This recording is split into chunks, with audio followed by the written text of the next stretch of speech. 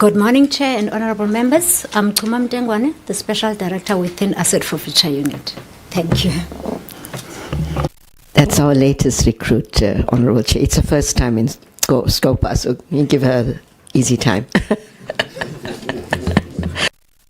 I wish to declare an interest because Kurma and I are cousins. I did declare, Chair, to the Deputy National Director of Asset Forfeiture Unit. So I wish to declare a conflict so everyone knows.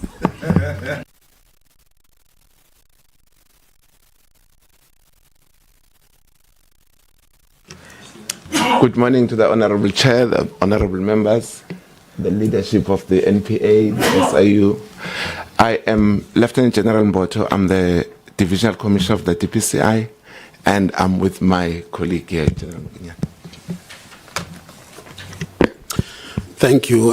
Good morning, Honorable Chair, and to the Honorable Members. I am Major General Mel Makinyane. I'm the Component Head for Serious Commercial Crime Investigation in the Directorate for Priority Crime Investigation. Thank you, Chair. Thank you very much. I think we'll hand over to you, Advocate Motibi. Thank you. No, thank you very much, Honorable Chair and Honorable Members of SCOPA. My colleague, the National Director of Public Prosecutions, and all the colleagues from NPA and SIU. Chair would like to proceed. As I indicated, the sitting arrangements with my colleague is because the connection is in front here.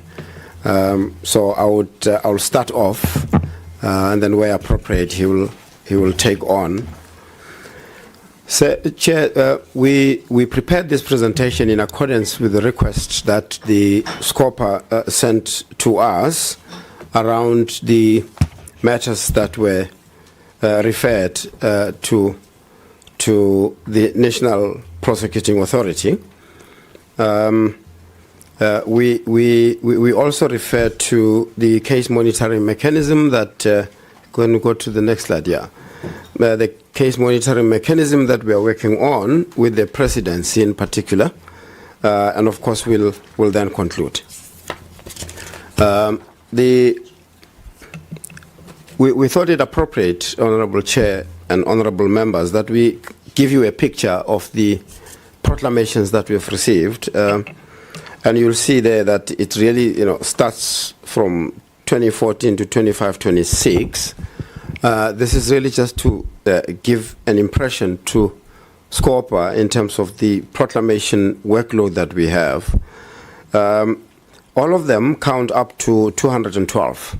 And that's really quite a load, and all of them would have produced particular referrals, and in particular referrals to the NPA, which we'll go through.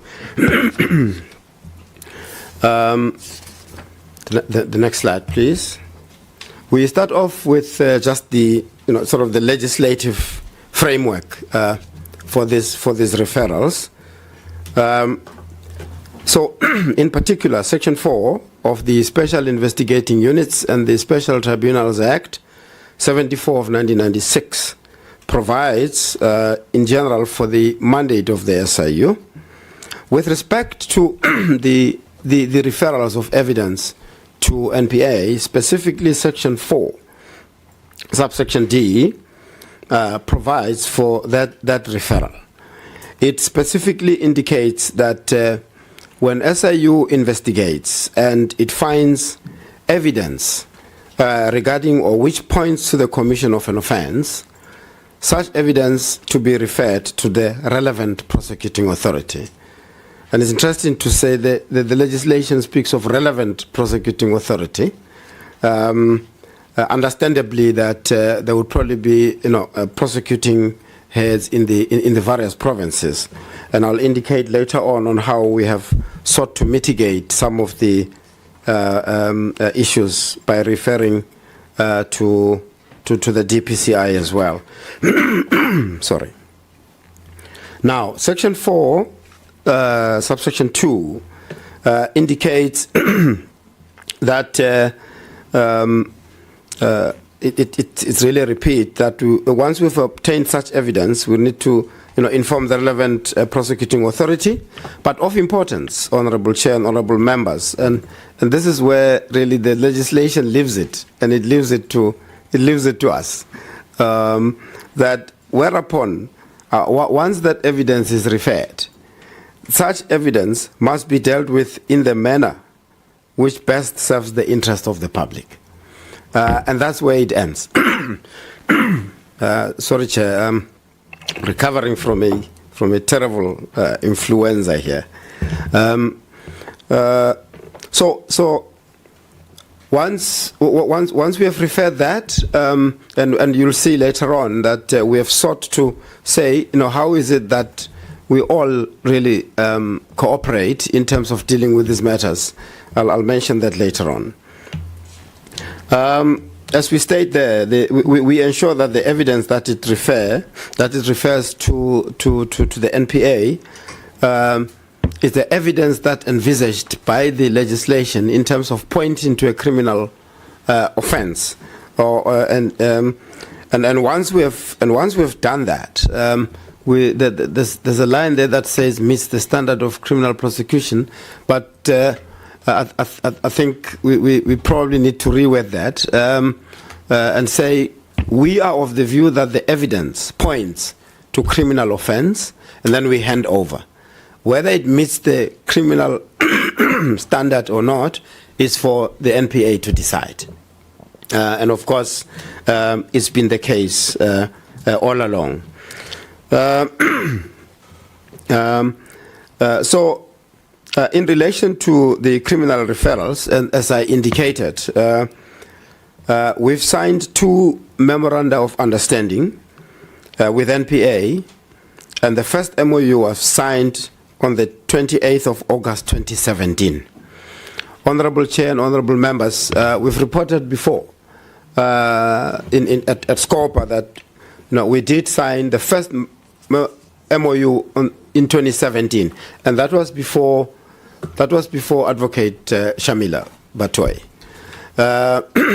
It's because at that time we had already realized, Honorable Chair and Honorable Members, we had already realized that this evidence that's referred to NPA, as far as we were concerned at the time, required almost like a step change. It needed to be attended to in a manner that really would progress the matters, if I were to say so. And we signed the MOU at the time. Well, we really did our best in terms of ensuring that both NPA and SIU really collaborate, and I think we started seeing the results. So we signed another MOU in November 2022, and that was after the realization that it's not only SIU and NPA in this space, right? We then included the DPCI and SAPS, because as you would learn in the presentations, that once these referrals are made to the NPA, they are on-forwarded to the SAP, which is DPCI section, for further investigation and all of that. So we needed all these parties in this system to make sure that these matters are addressed holistically. So since 2022, yeah, we've been really working together and making sure that the system improves. Right. If you go to the next slide, please. Right. So the current presentation focuses on the period of 1st April 2020 to May 2025. We have engaged as SIU and NPA and DPCI, and then agreed that we'll really take a report of the past 5 years. And this past 5 years, in our records, Chair, there's 3,374 referrals. This is a 5-year view, as I say. We are also mindful, Honourable Chair, that we've been reporting at SCOPA for a while. We didn't really just want to turn a blind eye on the matters that we have referred below. On the left-hand side, the second bullet point, we really just make a mention of that, although they will really not probably be covered. When we appeared before SCOPA in November 2024, we reported on 3,320 referrals made from 2018 to 2024. Now, the details of those are not included in this presentation because we are covering 2020 to 2025. Right. So on the right-hand side, we really just make an explanatory note around these referrals. The SIU referral, as we say, may contain one or more individuals or juristic entities. So we count those referrals, referrals against those entities, each one. We count it as a referral. Now, we've learned from our colleagues at NPA that they may not deal with it on the basis that we have referred.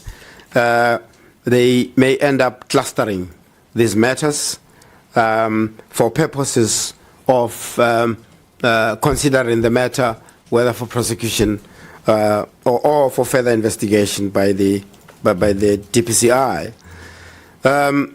As we have observed over the time, that this leads to what I would say. Well, we say difficulties there, but it's really issues of reconciliation of the numbers, because our numbers would not be dealt with in the same manner as we referred, and for understandably because they would be looking at how is it that the evidence points to each one, and how is it that they get charged, if they get charged. So, but we are saying there that going forward, the situation should improve, and we have seen some improvement because already there's a pilot with the case monitoring mechanism that has been developed with the presidency. If we go to the next slide, Chair, the next slides really just really show the numbers, and we have divided these numbers in terms of the provinces. These are the number of referrals in our record for this period that we are covering in this reporting presentation. So if you look at the count, it counts up to 3,374. And Chair, for purposes of this reporting, we thought it appropriate to indicate these numbers. Of course, we can really dive deep into these numbers and unpack them, but the report would have probably been, so big and detailed. But if there's a need, Honourable Chair, will then be guided by what the committee really needs to have, and then we can really provide either more details that the committee may require. But these are the counts by province. And the next slide is the count by year from 2020 to 2025. I really went through this and ensured that the count reconciles with the previous slides. It does.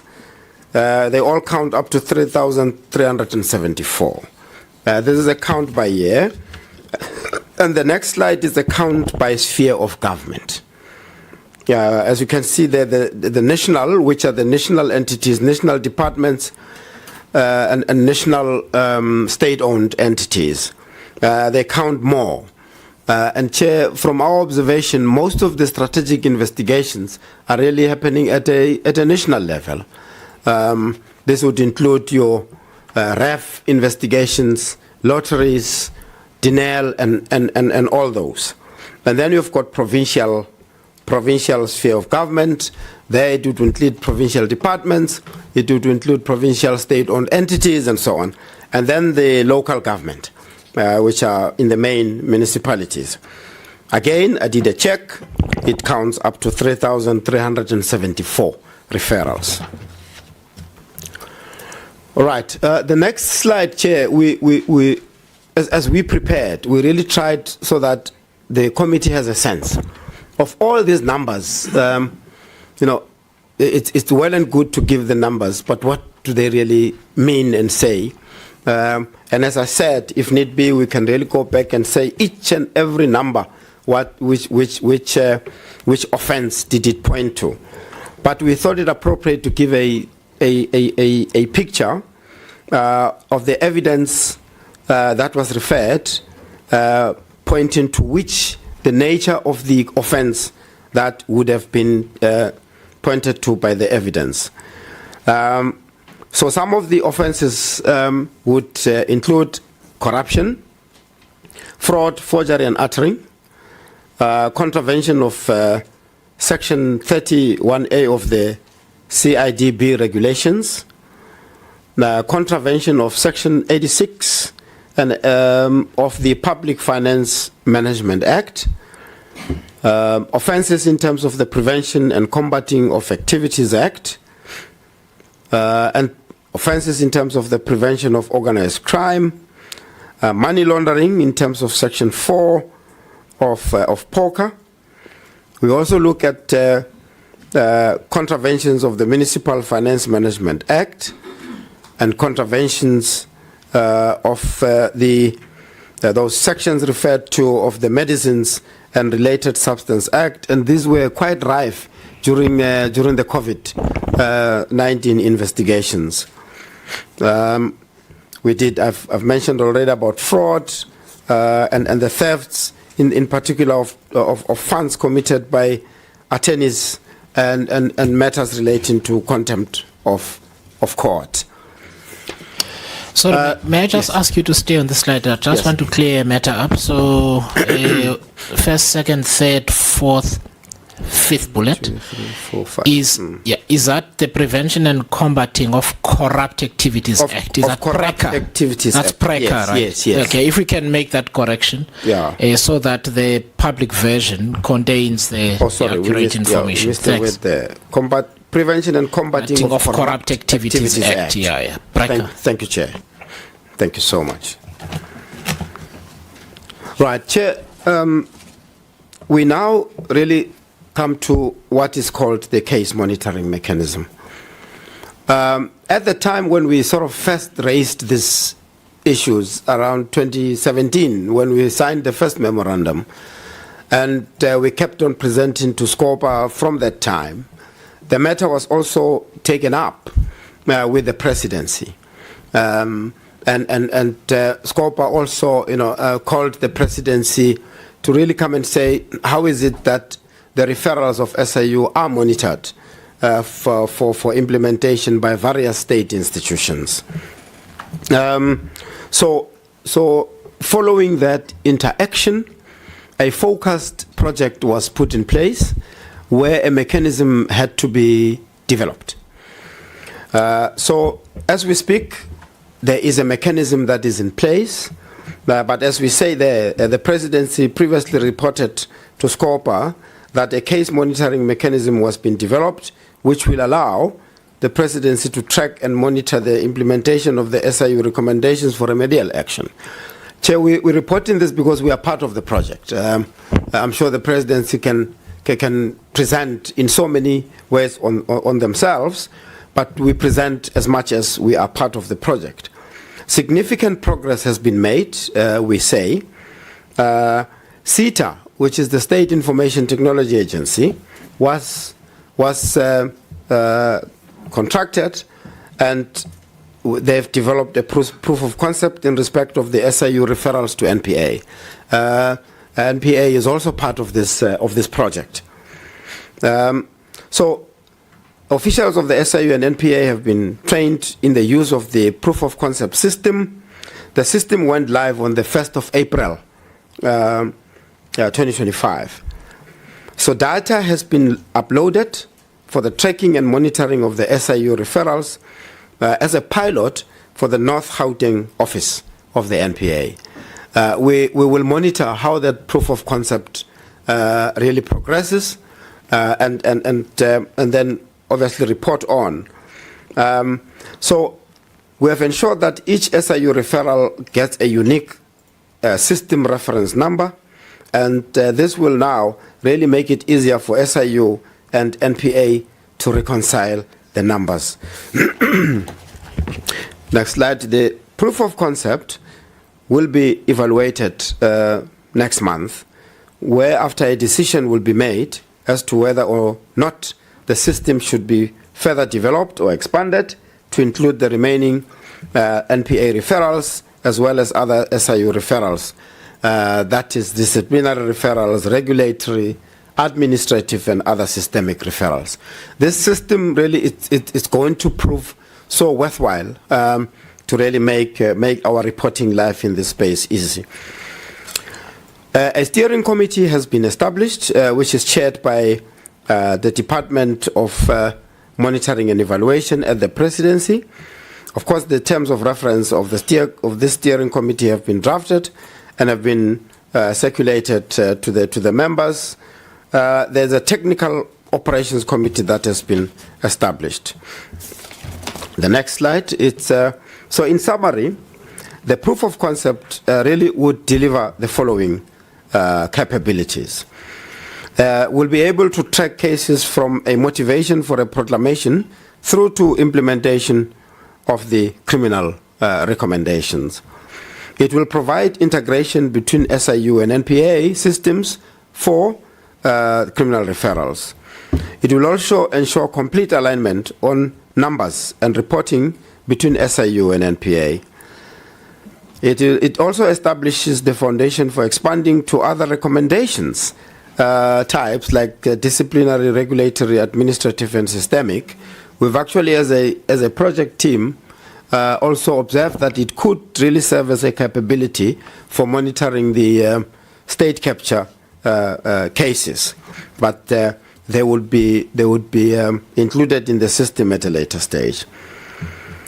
A recommendation is made that upon the conclusion of this proof of concept phase, the Presidency and NPA and SIU could be invited to SCOPA so that we give a detailed presentation of the capability that this system is bringing. Indeed, we do welcome the interaction with SCOPA. But Chair, we need to, as I conclude, that it is really our view and that this area, over and above administrative cooperation, interaction, system improvement, we are of the view that it might be served well by the amendment of the legislation, and as part of our legislative amendments, we'll possibly consider that. And why do we have that view? It's because really to obviate this issue once and for all, and I think we've said this at SCOPA before, that the legislative referral process, I think needs to be reviewed, because the referral to NPA and onward referral to DPCI, we are of the view that it doesn't really, it's not efficient. It's not efficient at all, because it results in all these delays that we have observed. So as a result, there's really a need to review this so that the efficiencies are brought in. Such efficiencies could be, for example, that if appropriate, perhaps we refer directly to DPCI, so that we don't waste this time of referring to NPA, and then they look at the referral. And by the way, the referral that we make consists of reams and reams on files and documents and so on. So they they spend time reviewing and ultimately refer to DPCI. I'm just really sketching a scenario here, that these are some of the scenarios that needs to be mitigated.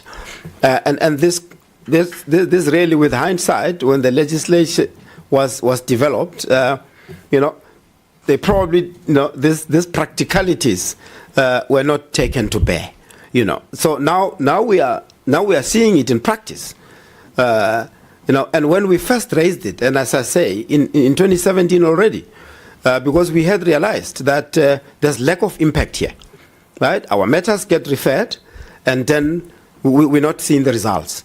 And then we started really diving deep and saying, what are the issues? Then here we are. The issues are really, to a large extent, systemic, and they may require legislative change.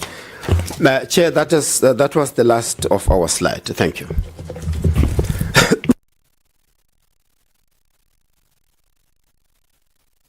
Thanks, Advocate Motibi. We'll take the presentations in turn, if that's okay, and then we'll get to questions, because I'd like our questions to be across all three institutions. So we'll give an opportunity to the DPCI. Thank you, Chairperson, and the honourable members and the honourable Chair. Chair, the one aspect that we wanted just to bring to your attention is that the reconciling of the figures has been a serious challenge.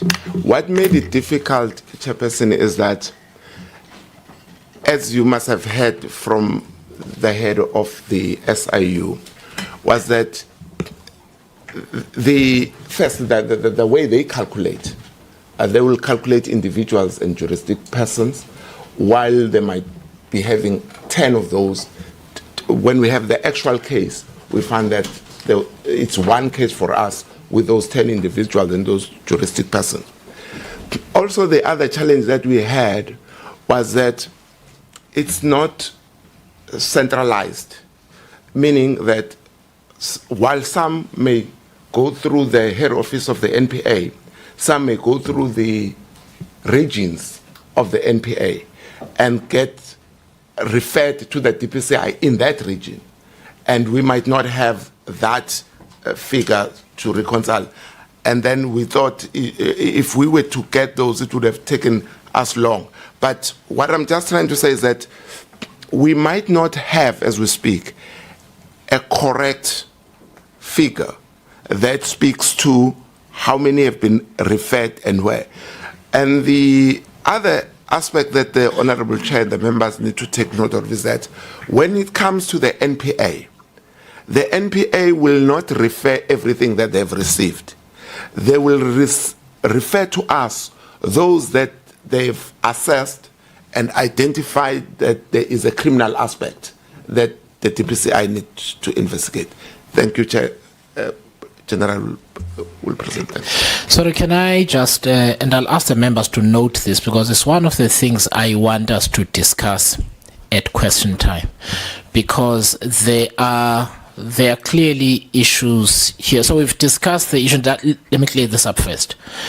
Isn't it that the assumption for the SIU, and I'm asking all of you, so SIU, NPA, and the Hawks, but NPA in particular, isn't it the legislative assumption that the reason the SIU, in the conception of the SIU Act, was supposed to refer matters to the NPA was prior to the, I think it was the Hampepe Commission, where the Directorate of Special Operations was in the NPA.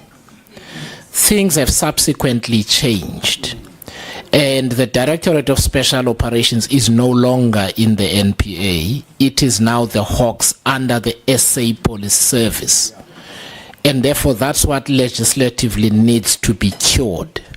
That's the first thing. So let's note that. the second question, therefore, that arises is, how does this work in respect of the investigative directorate? Right? How does that decision making work? So when it comes to your turn, Advocate Barto, you don't deal with the matter now. When it comes to your turn to present, please deal with that matter, because we kind of need to come out of here with some conclusion. I have alerted the chairperson of the Justice Portfolio Committee to these questions that Parliament and the executive will need to do something about to resolve.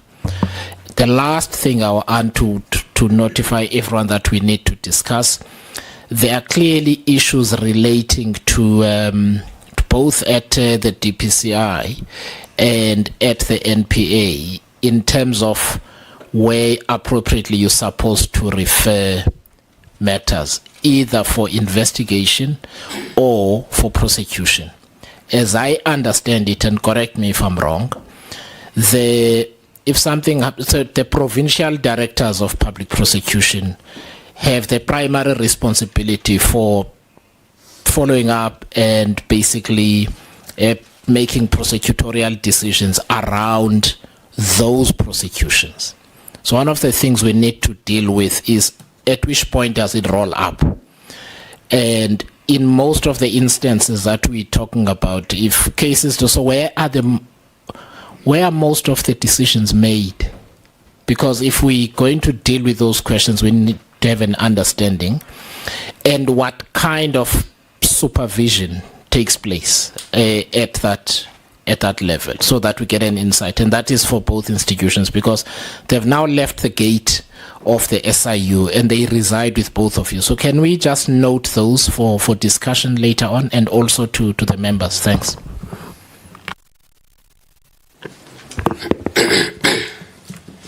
Thank you, Chair. I will just take the Honorable Chair and the members through the presentation of the DPCI.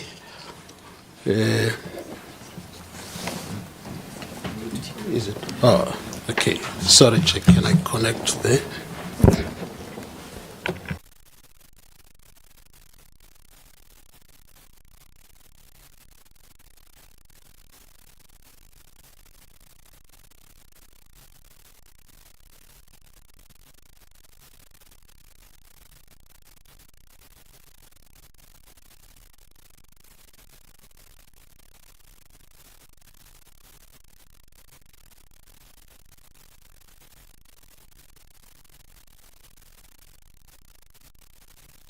Apologies, Chair. I thought maybe the copy that we sent is plugged already. Sorry, just a few seconds.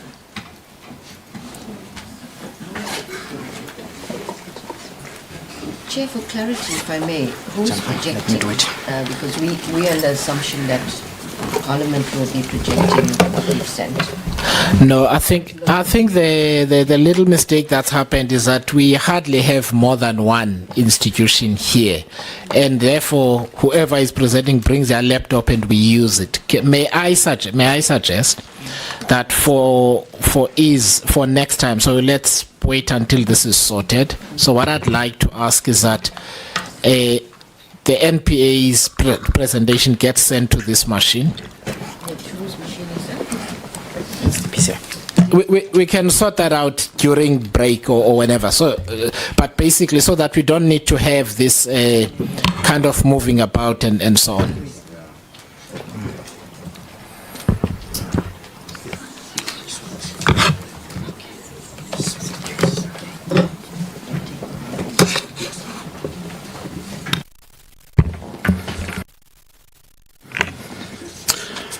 Thank you, Chair.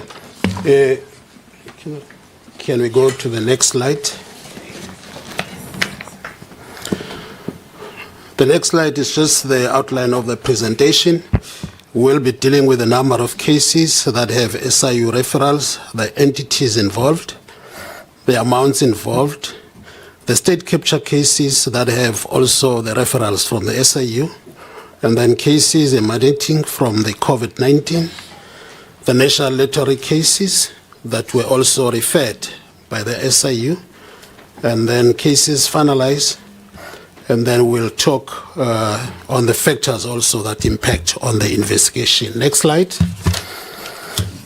The presentation, Chair, is the response by the DPCI to the request received from the committee to come and present on the matters that are within the DPCI, which have SIU referrals. Next slide, Carol. Currently, Chair, we have 355 dockets that have SIU referrals. And there are 58 cases that are pending at court, and there are 96 matters that have been referred to the National Prosecuting Authority for the decision, and 201 of the cases are still under investigation. We do have matters, Chair, that were finalized, and there are convictions up to 72. This includes various cases that also comes from or talks to COVID-19. We had only one matter that was not guilty, and there are matters that have been declined by the prosecutors on various reasons, Chair. Those reasons vary from in matters where there's no evidence or insufficient evidence or no prospects of successful prosecution, but I'm sure the NPA will deal more on that. The next slide, Chair, that is a list of the entities and the departments that have cases within our space as DPCI, the 355 cases that are under investigation, and there is 7,548 statements inclusive of all cases that have been obtained. The offenses that are investigated includes fraud, theft, corruption, contravention of the Public Finance Management Act, and contravention of Municipal Finance Management Act. Those are the entities, Chair, that have got cases. And then, Chair, on the next 4 slides, we have listed the very same entities, Chair, and we indicated the number of cases that we have in our space and also the amounts involved. Labor, there are also municipalities which we clustered together. The Department of Education, if I can just give an insight there, there's more cases referred that talks to NSFAS where there were fraudulent applications for the funds by the students. In the Department of Health, also the number is influenced by the matters that talk to COVID-19, which were also referred. Same applies to the Department of Labor. There were applications and claims, fraudulent claims, for temporary employment relief scheme. Now, the amounts that are reflected there, Chair, is the amounts that sometimes talk to the tenders. If the case talks to the tender, if I can make an example on that, is the amount that is recorded when the investigation starts. But at times, that amount is not necessarily the amount at the end of the investigation that will then be part of the charge sheet. It can either be more or less, depending on the evidence collected during the course of investigation. So that is the 4 slides, Chair, as I indicated, is the tabulation of the amounts and the number of cases. Also reflecting the cases that are pending at court and the cases that are investigation. Thank you, Chair. And then the next slide, Chair, where we talk about Garsfontein case 47 of 7, 2020, is just one matter where there was a conviction of a company that misrepresented to the Construction Industry Development Board, CIDB, for the purpose of being upgraded, and they presented fraudulent documents. It's one of the matters that also have been dealt with by SIU and referred as such, and the accused there was found guilty and was fined to pay 100,000 rand, of which 50% of that was wholly suspended for 5 years. Then on the state capture matters, Chair, there are 4 matters that are within the space of the DPCI, which addresses 31 recommendations from the reports of the state capture, but also have SIU referrals. Those matters 2 of those matters are before court. 1 matter was finalized with a conviction, and the other matter is still under investigation. So those are the 4 matters that the TPSI have, which have both the recommendations from the state capture and also the SIU referrals. Then on the COVID-19 matters, Chair, the TPSI has 93 matters that are under investigation that are within the TPSI. No, just to correct that, Chair, 93 is the referrals from the SIU, and then there are 22 cases that are before court with a total of 73 accused persons that are appearing on the court, and there are 12 matters that are referred to the NPA for decision, and 59 matters are still under investigation. The matters, Chair, that are under investigation in the space of TPSI, it does not mean that maybe they have never been seen by the prosecutors. As we practice prosecution-guided investigation, the prosecutors get involved from the beginning, and there is collaboration, there is constant consultation with the prosecutors. They are under investigation in the sense that there's still directives that have been given by the prosecutors, which the investigators are still working on them. Those that we indicate that they are for decision is where we have already agreed with the prosecutors for that time to say, now this one you have completed the investigation, so the decision is pending. And then on the national lotteries, Chair, the TPSI received 8 referrals from SIU, and the TPSI is having 7 dockets, which deals with the referrals received. And I think my divisional commissioner have already indicated that at times the case, and most of the times, will not maybe have 1 referral. So the number of referrals does not necessarily translate to the number of cases. So on the national lottery matters, 6 of the number that are under investigation, the docket is 7, and 6 are under investigation. 1 is pending at court. That is basically our presentation, Chair. Thank you.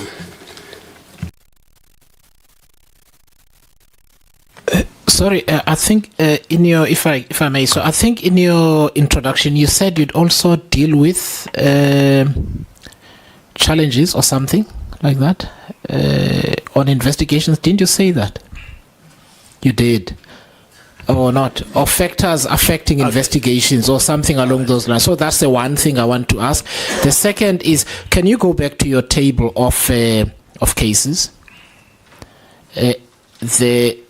Just keep going and then go to education. I just want to be clear because it says Department of Basic Education, but you refer to NSFAS. Shouldn't that be Department of Higher Education?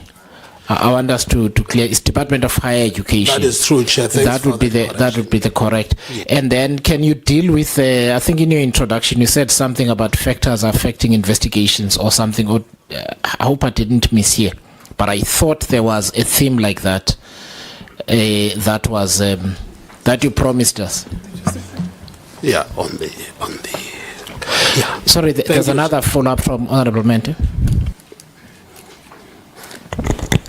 No, thank you very much, Chair. But also, I thought when we received this document, I thought the presenter will then unpack as they are presenting. For instance, if you look at the cases that are cases on hand, dockets at court, and those are under investigation or submitted for decision, it doesn't indicate at what point you receive the case, at what point you referred to court, and at what point you referred for a decision, and how long has it been under investigation.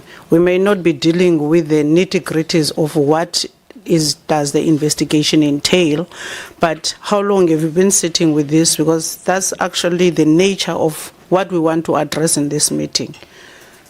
And your presentation is silent on the actual work we are looking for. You just complied with giving us the cases, but you're not telling us anything. As far as I'm concerned, I'm not hearing anything you are actually saying, because you are only telling us what the SIU referred to you and how you categorized it. But as far as everything else we need to know, there's nothing there. Thank you, Chair. Thanks, Honorable Member. So that's the reason for me prompting this question, because I do want to therefore know what are the issues affecting the investigation, because at the beginning I said it's the length of time that it takes, if you recall, and secondly, how long it takes to reach to complete investigations, remake a prosecutorial decision, and then the court process itself takes forever. So that's why I prompted you then to go back to factors affecting the investigations, because you had said you're going to deal with that, which I think is a correct thing to do.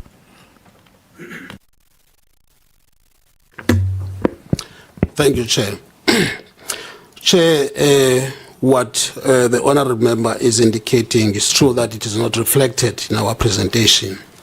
But let me indicate, Chair, that the matters that we have, which have SIU referrals, there are matters that are dating back as far as the presenter from SIU indicated that we are talking about matters from 2020. But the cases of referrals that have been there prior to 2020, we have included them, Chair. And they date far back, some of the cases like maybe 2018, 2017.